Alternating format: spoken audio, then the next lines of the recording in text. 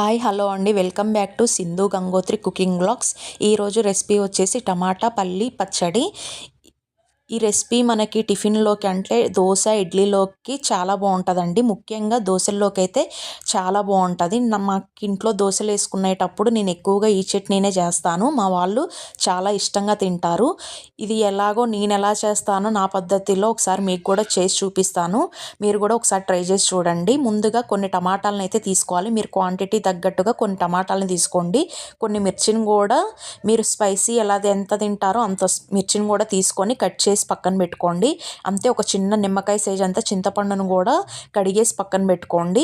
ఇప్పుడు stove on చేసుకొని దాని మీద ఒక కళాయి పెట్టుకొని కొంచెం 2 to 3 టేబుల్ స్పూన్స్ వరకు ఆయిల్ అయితే వేసుకొని కొంచెం అది వేడైన తర్వాత మనం ఒక 3 to 4 టేబుల్ స్పూన్స్ వరకు పల్లీలను అయితే వేసుకొని కొంచెం వాటిని దోరగా ఫ్రై చేసుకోవాలి.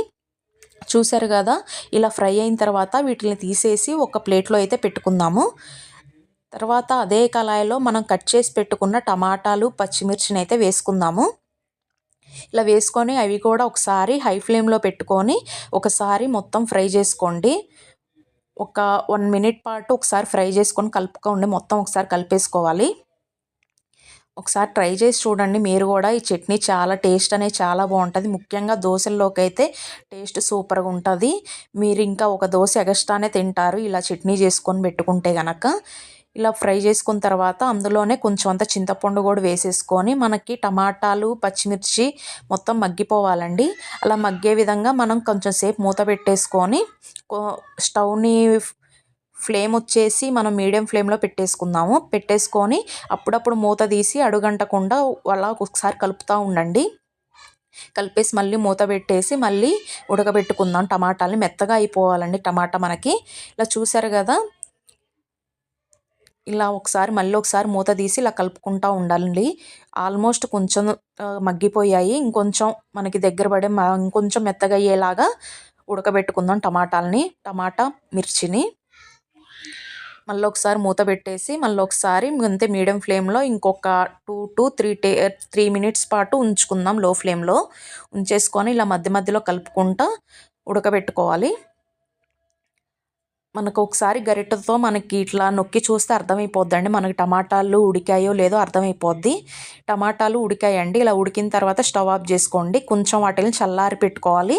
అవి కొంచెం చల్లారిన తర్వాత ఒక మిక్సీ జార్ తీసుకొని మిక్సీ జార్లో మనం ఆల్రెడీ ఫ్రై చేసి పెట్టుకున్న పల్లీలు, ఉడకబెట్టి పెట్టుకున్న టమాటా మిర్చి, అంతే దాంట్లోనే కొంచెం అంత జీలకర్ర, ఒక 4-5 ఎల్లుల్లిపాయల రెబ్బలు, కొంచెం అంతా సాల్ట్ వేసుకొని మిక్సీ అయితే పట్టేసుకోవాలి. చూసారు కదా, ఇలా మెత్తగా మిక్సీ పట్టుకోండి.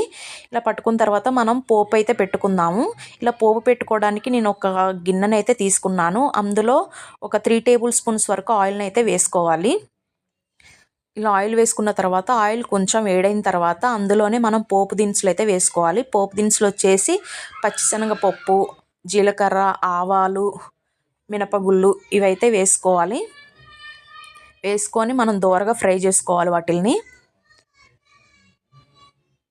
చూసారు కదా, ఇలా దోరగా ఫ్రై చేసుకున్న తర్వాత మనకి ఇందులోనే ఒక 2 ఎల్లుల్లిపాయలని దంచేసి చితక్కొట్టుకొని మనం అందులోనే వేసుకొని ఫ్రై చేసుకోవాలి. కొంచెం ఎల్లుల్లిపాయలు పచ్చివాసన పోయే విధంగా ఫ్రై చేసుకోండి.